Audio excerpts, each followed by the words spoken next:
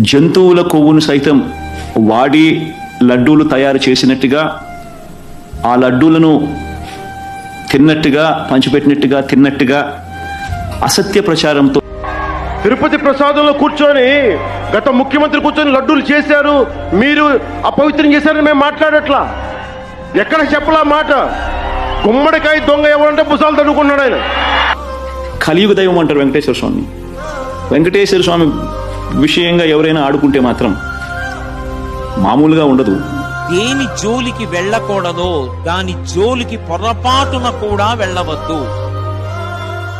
Alright, we have a breaking news coming in at the top of this hour. The CBI-led special investigation team has filed its final charge sheet in Tirumala Srivalli Laddu Ghee adulteration case after a 15-month investigation. The charge sheet names 36 accused, including the directors of Bole Baba Organic Dairy, identified as the main hub producing that fake ghee, along with former TDD officials, suppliers and traders.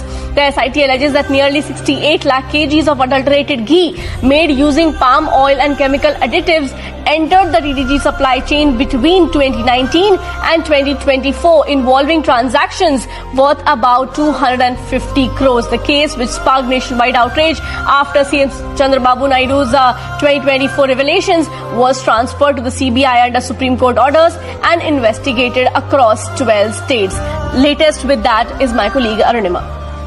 TTD కల్తీ నెయ్యి కేసులో SIT విచారణ ముగిసింది. Nellore ACB కోర్టులో అధికారులు chargesheet దాఖలు చేశారు. 15 నెలల పాటు 12 రాష్ట్రాల్లో సిట్ విచారణ సాగింది.